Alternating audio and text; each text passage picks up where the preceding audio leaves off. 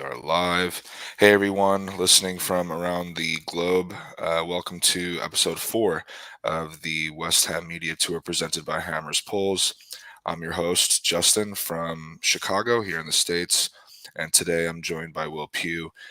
Will is a writer for The Sun and also 1/3 of the three-headed monster that is the We Are West Ham podcast. Will, thanks for joining us today. How are you? Yeah, pleasure, mate. Yeah, it's good to be here, and we're we were 1/3, and then we're just me and Jonesy again on the podcast, and Oh, Reese got sorry about involved. that. Ah, no, Yeah. you're good. Reese got involved this season as well, and had to step away for personal reasons. So it's recently just been me and Jonesy, but I believe he came on last week. So I've just Yeah. got to try and be more funny and entertaining and engaging than he is, which shouldn't be a problem, to be quite honest. Well, I'll let the audience determine that. No, but thanks for coming on, man. Appreciate it. Let's just dive right into it. Obviously, given that we're in the last stages and hours really of the transfer window, let's talk some transfer activity. I know, especially the last 24 hours, it's been a lot. But I just wanted to get your overall thoughts on sort of the window so far, West Ham's activity, or I guess lack thereof, so far, some of the rumors, some of the players that have been linked with the club. I know it's very open-ended, but what are your thoughts?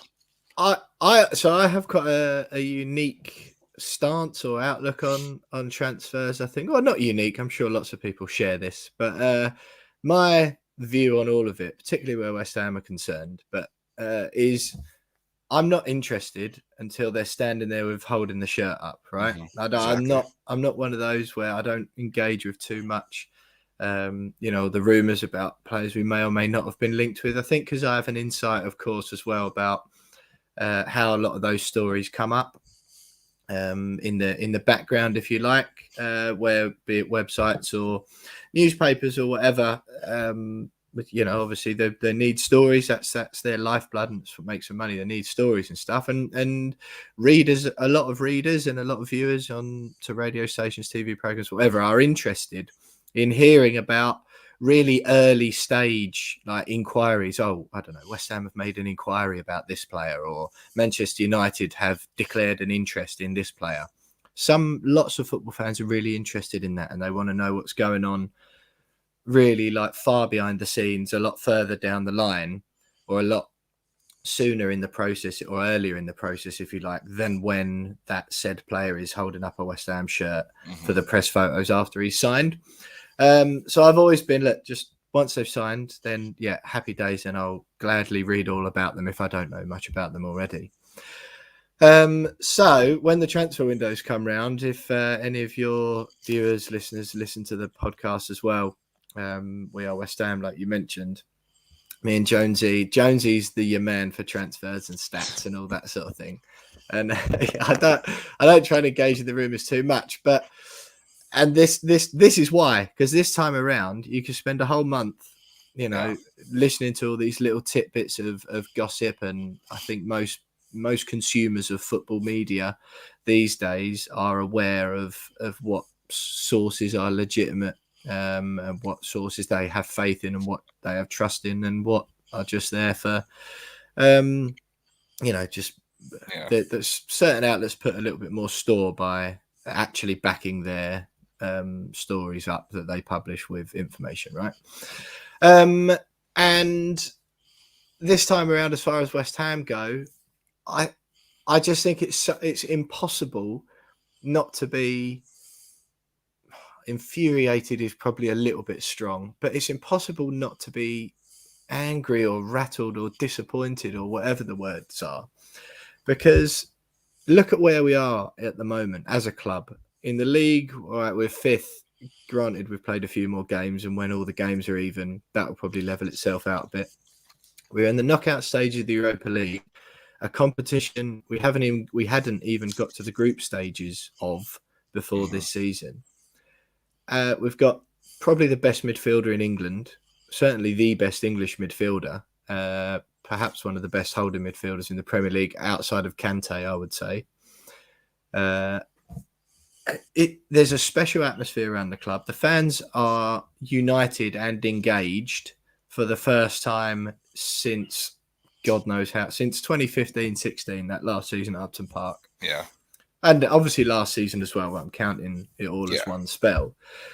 And I just think it's so obvious, right? As an outsider, and clubs sometimes they're often keen, and they don't do it explicitly, but they're often keen to peddle the narrative of like, well, you know, fans don't know what they're talking about. They don't know the innate science of what it takes to run a football club. It's way more simple than you think. It's just bigger numbers. The scales are bigger, but ultimately, it's running a business. Do you know what I mean? And football fans aren't these like ignorant plebs that don't know what they're talking about. You can clearly see that West Ham are on the brink of something special, and everyone's got utmost faith in David Moyes, and anyone who doesn't is either an attention seeker or just ridiculous, because it's just farcical. But they can also see you only need two eyes in your head and to have a reasonable bit of football knowledge to know that squad is crying out for new players. Sebastian Haller, how long has it been since he left? And he wasn't a good fit, and I was delighted when he left. But we've needed another striker since then. Yeah. Mikel Antonio's now going off to Jamaica. His form's not particularly good anyway, so ignore the Jamaica stuff. That is obviously a thing that we need to be aware of. But his form's dropped off a cliff as well. He's got 2 goals in 14 or whatever it is. And do you know what I mean? It doesn't take this, like, you don't need a director of football with loads of years experience in football who knows all the ins and outs of squad management to know that West Ham need a centre forward, or that with Angelo Ogbonna's serious injury where we don't even know if he'll come back at all, let alone be half the player he has been, to see that Kurt Zouma alongside one or the other of Craig Dawson and Sadia isn't enough. So you need to buy a centre back. Do you know what I mean? And it's just the idea. And I love David Moyes. And when he comes out and says he's not willing to just buy anyone, I understand that sentiment to an extent. But you're not also telling me that in the time since Sebastian Haller left, a professional Premier League football club like West Ham United couldn't have highlighted a centre forward somewhere in the world that fit their bill that they could sign to play instead of your right back turned striker who's often injured and whose form hasn't been very good. Do you know what I mean? Yeah. And it's just frustrating. And I honestly think that Moyes is using his credit that he's got with the fans, which is loads, to play the company. I mean, he deserves it, right? He deserves it, especially when it comes to the... Of course he does. Yeah, I mean, Jonesy and I were talking about this last week. He deserves, especially from a transfer perspective, a long leash. I mean, if you look at the signings that he's made, has there been a bad one? I mean, I'm looking more so since he became full-time manager. Obviously, he signed Jordan Hugel, but we'll put that to the side for now. Ironically, in his second spell, though, Yeah, in a second spell, exactly. Yeah, I mean, there really hasn't been a signing that hasn't worked out. It looks like Krall may not work out, but that's a loan. And to be honest, it was always going to be difficult for him to get in the team and get some consistent run in. I think he was a bit unlucky. He got COVID, didn't he? Yeah, he got COVID. Fairly early on. Exactly. So led to believe that wiped him out and affected him more than you might realise. And yeah, I just think he's been a bit unlucky, really. But you're right. Look at Jared Bowen. Thomas Souček, Vladimir Coufal. I mean, those three Dawson. alone. Areola even. Everyone forgets about. He looks a class act already. Dawson. Does. Yeah, no, you're absolutely right, Justin. And I don't 100, but I just think Moyes plays the company line a bit because he's got bosses that ultimately pay his salary, and he has to answer to the owners and the board like any of us would have to in any companies we worked for. And I think he's just playing the company line of, I don't want to buy anyone. He's sort of willing to let the club use his own credit with fans to assuage them. Because if the message comes from Moyes, people are slightly more inclined to go, right. Okay, Dave. Well, fair enough. We love you for everything else you're doing. We don't necessarily agree with you here, but we'll sort of let it slide. But if that message comes from elsewhere in the club, then it's not going to go. Fury reigns, doesn't it? Yeah. Well, I mean, Will, let's say when does the transfer window close? Less than 48 hours, something like that, around 48 hours time. Um, let's say in 48 hours, we get on the phone again, and there are no new bodies coming in to Rush Green. Who's to blame then, Will? Who's to blame? Um, ah, it's got to be on the club from my perspective. But by Of the course it club, is. do you mean the board, or do you mean a combination of Moyes, No, Newman, the board? no. Well, bearing in mind West Ham appointed a new director of recruitment in Rob October, I Newman, believe it yeah. was Rob Newman. Yeah. Now, well, I don't know how long it takes to make sure you've got logins for new software set up and learn how to use the West Ham computers.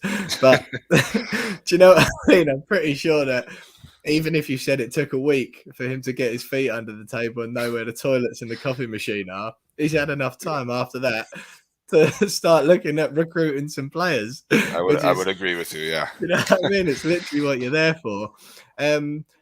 And it's not new news, as I've mentioned, that West Ham need bodies. Hmm. It's the same thing. We had Lingard last year, and I was quite happy for Ben Rama to step up into that void. And I think Hmm. he did early on. Again, he's sort of flaked off a little bit. But yeah, so in answer to your question, Justin, it's difficult, isn't it? Because the deliberate narrative is always quite blurry about who's in charge of what. I've got an understanding that there's a lot. Put it this way: that I think the club would like to have you believe that David Sullivan, in particular, because he was always the main one Right. involved.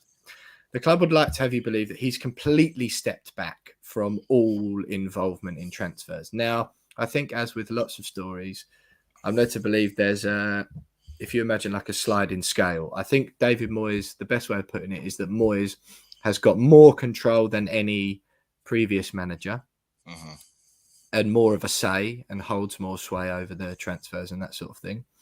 And there has been a concerted effort, albeit it went wrong. But Huselos came in as like a director of football, didn't he, with Pellegrini? I know that even that was a bit arse about face, but he came in. There has been an effort, so people are easy to slam the club. You've also got to give credit where it's due. There has been an effort to change the way things are done slightly, and Moyes has more control than he has before. But ultimately, and understandably and rightfully so, really, is that the owners of the football club are the ones that control the purse strings, because some or a lot of it is their money. Right.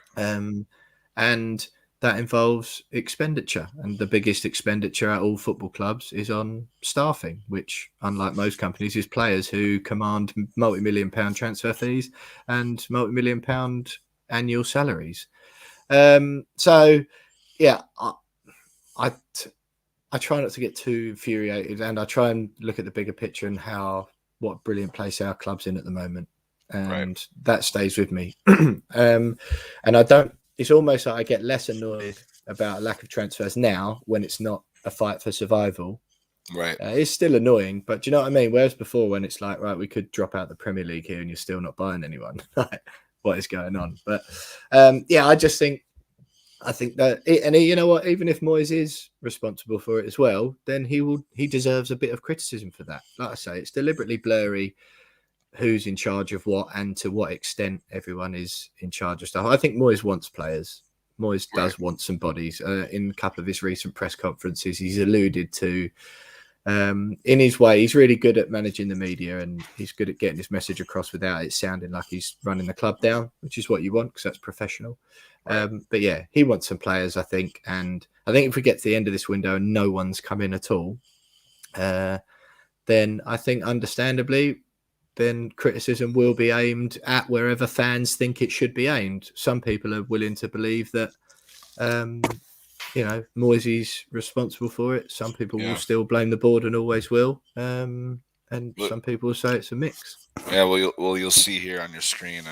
We ran a poll the last couple of days over who's to blame. Right. If we end up with nobody in January, and actually Moyes got the most, Mm. the biggest slice of the vote with the board, a close second. Um, the no one can't be helped answer choice. I think that's more so like maybe I would have put something different, like a combination, because I do think that, as you said, Moyes does hold that sway more so than any other manager. But at the end of the day, there are owners. Yeah, he David doesn't sign the Sullivan, checks. Yeah, exactly. So you have to, in my opinion, it's a team effort, of and course. therefore the team, meaning Moyes and the board, in this case, would need to be blamed if there's no transfer activity. I would be very. I know you said, yeah, we're not fighting relegation, and yeah, well, while that's all fine and dandy, I mean, we do have an opportunity here to challenge for the top four yet again. Yet Mm. again. I mean, when's the last time West Ham have done this in consistent seasons? I don't really think in the Premier League they have.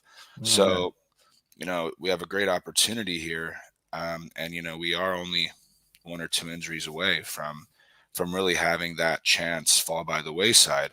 On Mm. top of that, we have a European title that we want to fight for. So, it would be honestly, in ways, even more frustrating if we don't at least bring in a body, one person, Yeah, I'm one. with you. I'm interested those stats you've got at the bottom, Justin, to see that Newman got 6%. And I appreciate what you said. It could probably do with the combination answer because ultimately there probably is Mhm. it probably is that. But yeah, I think maybe that's just because people don't really know who Newman is or was. They didn't make a huge fanfare about it. It Right. was one of those things from the club's point of view. They're like, well, we want to be shown that we've brought in a director of recruitment because that, from a PR perspective, makes it look like we're, active and serious about this. But they also don't want to make too much of a song and dance about it because it can come back to bite you when you spend no money and people go, well, what the hell's that bloke been doing who you'll be Right. paying, a decent old wedge as well, whose job is literally to recruit, unless we've got a spanking new catering team no one knows about and and all the food's improved at the club offices or whatever. And yeah, perhaps that's what he was brought in for. But Yeah. Well, we'll see what happens. I guess, yes or no, really quick. Will West Ham Will West Ham bring in a player, either transfer or loan, before the window closes this month? okay, I'm gonna say yes, but Mhm. I'm gonna base that on no credible information. Just a gut uh, feeling. yeah, I would find it. I think it would be very, very difficult from the club's point of view, Yeah. from a PR point of view, to get through, and from a fan engagement point of view, to get through with no one at all. And the bit that worries me slightly is all these sort of what people have started to classify as typical West Ham bids that people laugh at. The Calvin Phillips stuff, Rafinha, and all that. So it's just like it's borderline insulting. Do you know what I mean? And when they start coming out, that makes me sort of put my head in my hands and go, "Oh no, here we go." But it's not been as bad as before. The transfer window hasn't finished yet, so I'm not one for being negative until it's deserved, and albeit might be very close. And I will note one thing, Justin, by the way. People often go, "Oh, get your business done early." It's often for negotiation purposes that deals are left so late, Mm. because as you would with any negotiation, we've all done them in our personal lives for cars, whatever it is. They're still Yeah. commodities. Everyone wants to get the best deal, and it's brinkmanship. If you go right to the end, clubs want money for their players as well as like the selling club are also a lot of the time the selling club really want these deals to go through so they can either get big wages or the fee in. Hmm. Fans forget that often, and so a lot of the time the buying clubs know that, so they'll wait until right at the death and go, right, look, this is what we're going to pay you.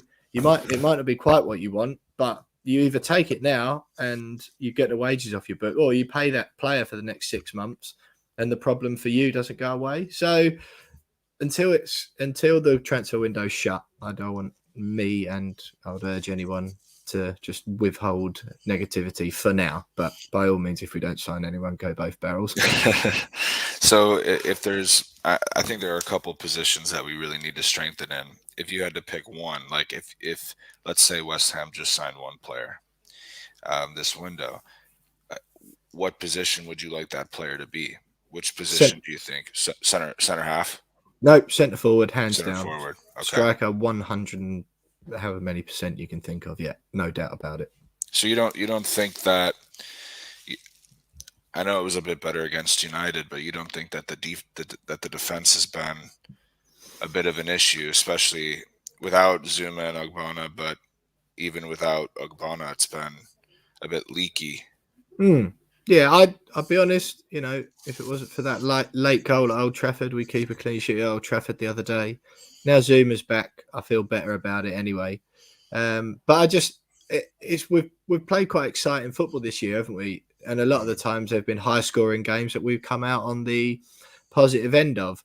And I don't mind that. That seems to be similar to what Liverpool do. They're almost so attacking that they don't really mind. Yeah, You know what I mean? Leaving themselves a little bit exposed at the back. And I think that's happened to us. I don't mind us very much like Newcastle of the 90s, if people remember back that far. I don't. I think West Ham's stance is, well, okay, we'll score more than you. So if our attack is better than your attack, and if our defences are about the same level, which Zuma, Diop, Soufal and Cresswell is a top 8 defence, right? So if we've got a top 8 defence but a top 5 attack, then I like those numbers. But I think, so that's why I just think, you know what, just get another striker in there. The defence is like reasonable, decent, even without Ogbonna, it's still okay. Zuma and Dawson, I don't mind that partnership. So yeah, and I think with Souček and Rice in front of them, if Souček bucks his act up and gets back into form, I think that's a solid enough defensive base. Not, perfect or world class, but it's solid enough. And then Diop can play the fringe games, maybe. But yeah, I just think the striker thing's just been so you can't do it, Justin. It's just amateur trying to compete on all these fronts with one centre forward. No other clubs do it. Do you know what I mean? right. And if they do, people will scream Tottenham at me. I mean, they do have backups, but not necessarily outstanding ones. But Harry Kane, his injury record is nowhere near as bad as Antonio's. Do you know what I mean? It's like if Antonio was like Declan Rice's, where he could just play 45 games a season every single minute, no problem, then fine, we wouldn't be having the conversation. But he's not, is he? He's the other end of that scale. Yeah. So far this season, he's been pretty healthy, but knock on wood. The history doesn't say that would be the case, but we'll see. And his form, mate, as well. You've got to think of his form. Like, there's no competition for him, is there? Yeah. And I just think you've got to have that. If you haven't got that, oh, well, you better buck up, mate, because so and so on the bench wants your place in the team. I get that. He doesn't care. He's just going to play. He's just going to play. He knows he's going to play every week. And I'm not saying he's done it on purpose, but I think subconsciously, it's just that extra 1 or 2% that he can afford to rest on his laurels because he's not getting dropped, is he? Under any circumstances other than injury. Yeah, I'm glad you said that last part because I don't think Antonio is one to think like that. Definitely not. But you said subconsciously, and that's a fair. I'm all about having competition for places. I mean, look, I think the position that speaks volumes to that point is goalkeeper. You bring in Areola, who a lot of people, and who knows what Moyes was thinking, but a lot of people thought that Areola could come in and be the number 1 keeper this year. Not that Fabs did an awful job last year. I think Fabs definitely dipped a little bit last season, but this season I think. Well, I mean, that's just my opinion. I don't think he was. I don't think he was bad. I'm not saying that at all. He's been a great keeper for us. I just think compared to maybe his first year. How many years? This is his 4th year. So his first and second years, I thought his second year was riddled with injuries. But then last year, I thought, okay, he was good. Dipped a little bit. The trajectory was going down a little bit. You bring in Areola, I think Fabs has gone up again. He's had an excellent superb this season. Superb. Yep. Totally agree. Does that come with the fact that you have a guy behind you ready to start? And then Areola's been excellent. So that competition, it's brought the best out of both players. And so I understand that, that's what I think it is, mate. Yeah. Yeah, I did, like you said, definitely not a conscious thing from out. I don't for a minute think that Antonio goes out and says, it doesn't matter. I don't think that at all. I No. think he's brilliant. He's a great professional. But yeah, I just think that you look at the teams we're competing with in the league. Yeah, for those positions. Sort of take Tottenham aside because their striker, perhaps not this season, but up until this season, one of the top 3 in the world in that position, right? Yeah. So theirs is a slightly different position because that's almost an impossible sell to a backup striker. They're not going to get in front of Harry Kane. But other than that, Arsenal, Aubameyang can play that position, Lacazette, and then Nketiah. And people might sneer at Nketiah, but he'd get in a top 12 Premier League team, probably. He'd go and play for Crystal Palace, maybe, someone of that ilk. And then Manchester United. You look at I know they've got Ronaldo now, but Edison Cavani, Martial until he left this month. That's at least 3. Mason Greenwood can play out and out if he needs to. I don't think that dude's going to be playing anytime soon. Well, yeah, I mean, it's different conversation, but yeah, I think especially over here as well, the stage it's at the moment. You got to legally, I think, a bit limited on what you can say on things like that. But look, you know what I'm saying though. That's 4 players who could have played in that position for Man United. These are the teams that we're going to be we're supposed to be competing with for that final top 4 spot. And I just think you can't tell the fans that that's what you genuinely want without backing it up with action. And I think having an injury-prone former right back as your number 1, albeit he's adapted to the position very well, I don't think that's not sort of where the club should be at, or what all the fans were promised implicitly when we moved from stadiums. But like I say, it's easy to get bogged down in it in this sort of topic. We're still 5th in the league and still in the knockout stage of the Europa League, so I'm still loving it. Yeah, absolutely. Gotta love it while you can. Let's talk about this team, the team that we actually do have. And I get it with you, like transfers. I'm with you. I try not to get caught up in it until I see the shirt being held up. And then on top of that, we are having such a good season again. I mean, we're 5th. And we got a good draw in the cup, so fingers crossed. Move on to the next round. We're in the round of 16 in Europe. We have a good team, and so let's talk about that team. I think that the last couple games in the league have been devastating. Losing the leads at home, and then the way we lost to United. I think it's the second time we've lost back-to-back Premier League games within the space of like 2 or 3 months. And before that, since Moyes became full-time manager, I think it maybe only happened twice or maybe 3 times. So a bit rocky in terms of form. So I'm looking at the next 4 games, and I actually ran a poll on this. Our next 4 games are, and I'll list them for you here. So we have Watford at home, and this is in the league, obviously. Watford at home, Leicester away. I believe Leicester away is after that. Then Newcastle at home, Wolves at home. So 4 games, 4 winnable games.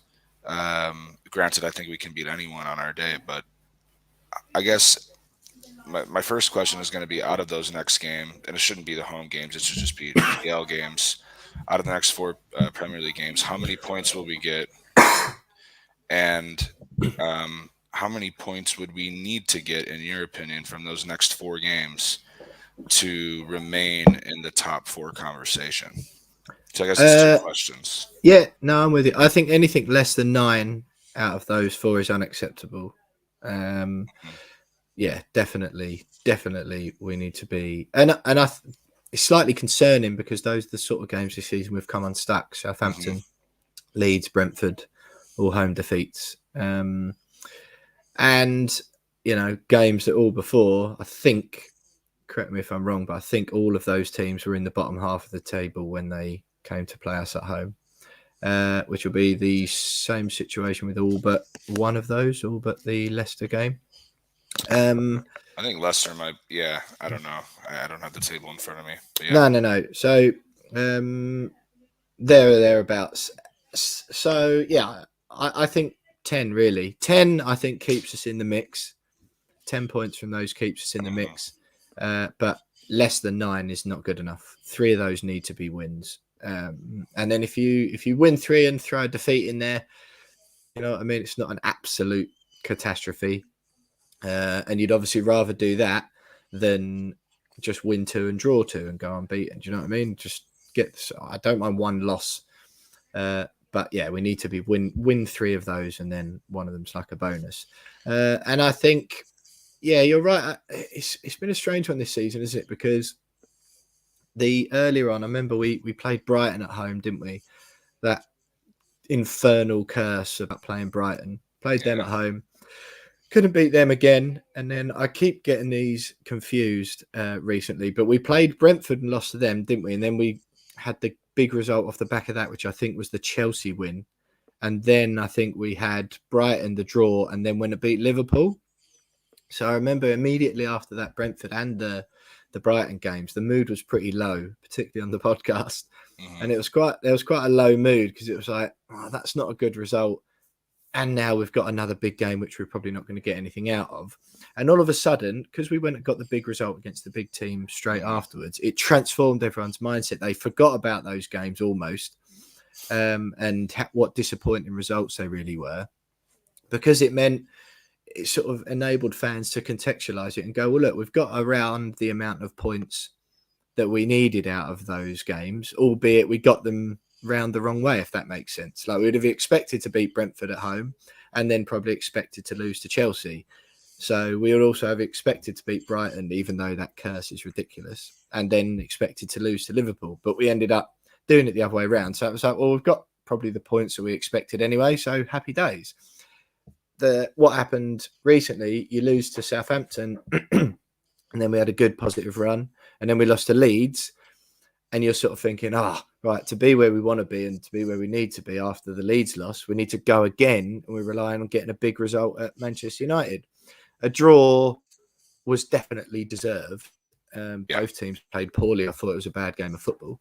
But that really, where you then didn't, because that is a loss again, the poor result first time against Leeds is compounded because you're like, oh no, for now we actually haven't got the points that we thought we were going to get out of those, which is why I say to sort of get back on track, you then, after 2 defeats, you need a run of 10 points from 12 at least, really, just to keep us in that question.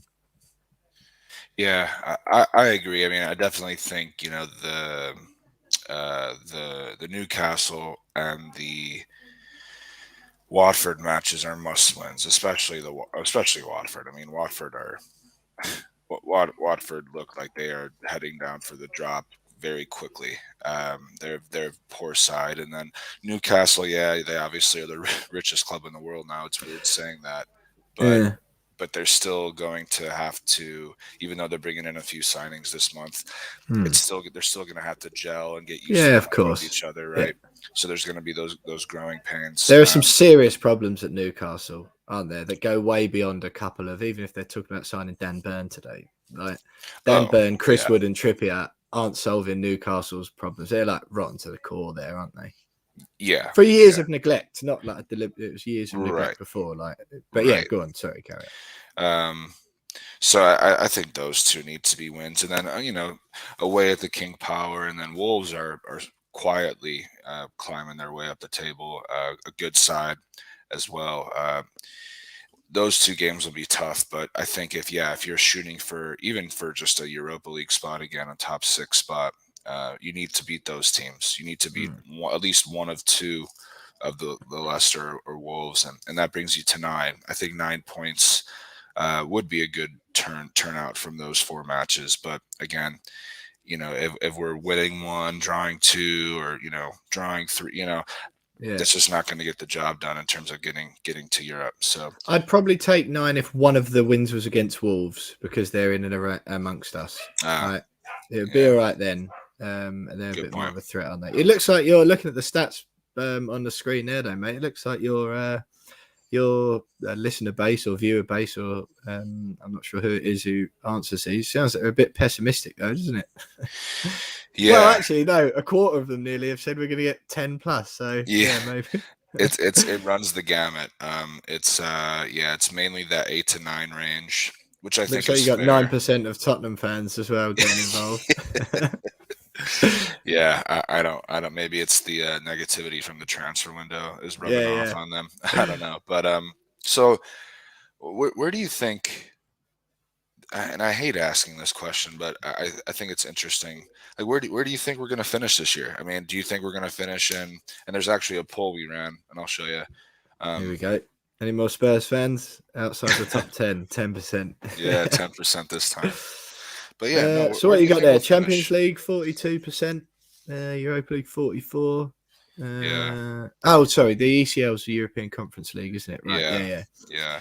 And then Um, I don't know. I mean, I actually think there should be a choice for like between 8th and 10th, which I also think is realistic. But anyways, I'll just yeah. go with David's question here. Yeah, no, I think you're right there. That's a difficult question. Where do I think we'll finish? I think I'll go with my personal desire first. My personal desire tells me I really don't care where we finish in the Premier League, because if we get to Europa League semi-final, that will mean that I've seen some of the best things happen in my life of West Ham getting through a couple of European knockout stages. That's why we did it last year. That's why we wanted to finish high in the Premier League last year, so we get into this competition again. Mm-hmm.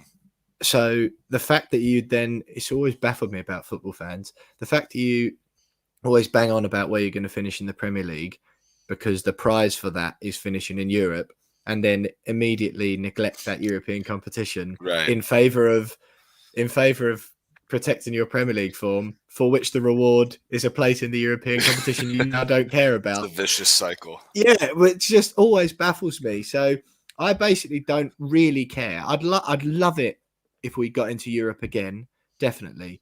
But the reason you want to get into those competitions, for me and for the sort of fan I am and always have been, is because I want to do well and I want to see West Ham in the semi-final or a final of a European competition. I mean, how mental is that? Like, we haven't got anywhere near it for my entire life, basically. And the Intertoto Cup, I know some people laugh at that, but what great days they were. West Ham fans bought into the competition and loved it.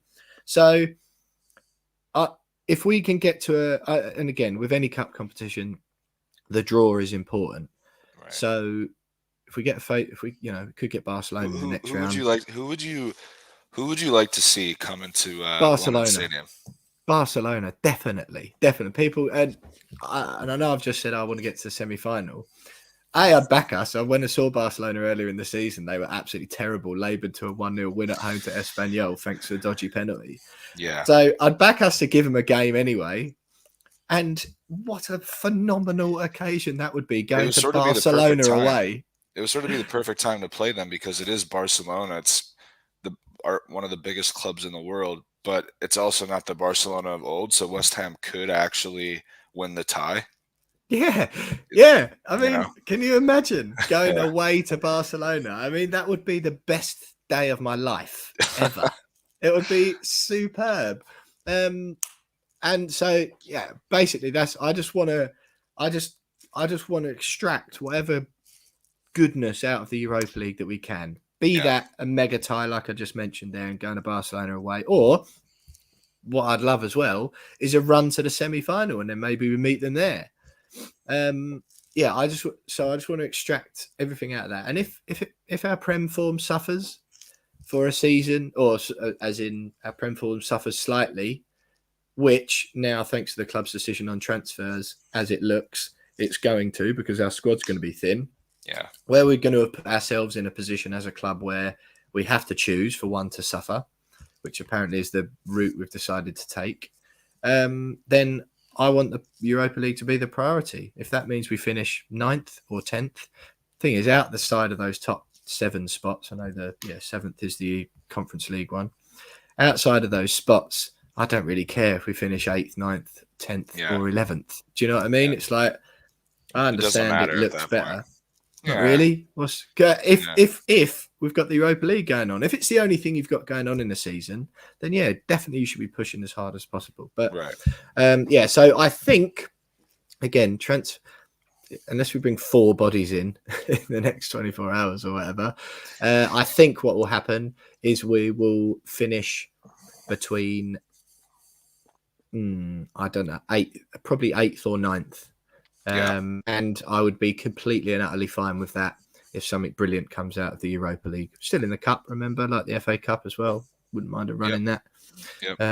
But yeah, so that's the. I think we'll finish 8th and 9th, but that is all heavily dependent on the Europa League. If we crash out in the next round, then I think hopefully we should have enough to kick on up the league a bit more, and we should try harder because I want to be in Right. Europe again next year. Yeah. Yeah, I picked us to finish 8th this season anyway, so I'm just gonna stick with that prediction. But yeah, that is keeping in mind the fact that we have a European competition to attack. For me, yeah, Barcelona would be. I mean, I'm obviously not going to go to these games, but Barcelona would be amazing for the fans. I also think Dortmund would be a great time too. Going to their stadium would be. Yeah, that's such a guaranteed loss with that. I don't know why I fancy us to give Barcelona a game, but yeah, for sure. But I also think, and a lot of people aren't sort of mentioning this. Imagine Real Betis coming back and Pellegrini bringing his boys. I feel like that could be a fun little story as well. A little away trip to Seville. That's in Seville, isn't it, Real Betis? So I could do with a little bit of Spanish, son. That would be very nice indeed. Yeah, get a little preview before we go to the final in Seville in May. Yeah, exactly. Yeah. Well, we'll wrap this up. We're just gonna put your poll up here. So your poll was people's favorite right back in the last 30 years. Yeah. So you can see the breakout. A lot of recency bias here with Kufal. I mean, Definitely. Yeah. Definitely. Who's yours? Thomas Repka is my favourite West Ham player of all time. Very closely followed by Sebastian Schemmel, to be fair. Okay. And so the three I thought, because the reason why I used to play right back when I was a kid, I used to be quite tough tackling and like a little bit of a marauding run up the wing as well. So very much sort of like a mix of Repka and Schemmel. But yeah, they were like the golden years of me watching football, like when you're really impressionable and you know exactly what's going on and you fall in love with West Ham. Sebastian Schemmel was marauding up the right. And then he was sort of a cult hero of his own. And then he cut his hair and then it all went to pot for him, bless him. And then for him to then be replaced not long after by Thomas Repka, another cult hero at West Ham. It was for me at that age. I was just enamored and absolutely enamored with all of them. Tim Breaker was the first one I can remember. So that was when I was sort of barely conscious, early 90s, born in 1991. So when I first started engaging and first started going, Tim Breaker was playing the opposite side to Julian Dix. And then and you know what? So they were my first three, and because you asked me for four, or I've seen your polls for four before, I was like, I'll think of another one. And I was trying to think of who's been good since. Glenn Johnson, I'm obviously not going to put him in because he was good, but he just didn't stay for very long and whatever. And then I was sort of thinking my way through Lionel Scaloni, who everyone understandably completely hates. And I was like, nothing sort of stand out as, even in the last year at Upton Park, you had like Carl Jenkinson and Antonio playing there sometimes. Right. I was like, since those three players, Repka, Breaker and Schemmel, we haven't really had a right back everyone's fallen in love with until Vlad came along. So I was like, I'll put Soufal in, but I did think this would happen. I was worried that a lot of people who know who Tim Breaker is might not necessarily be on Twitter, put it that way. Yeah, I think you got some recency bias here. I didn't vote because I've really only, out of these four, I've really only seen Soufal play.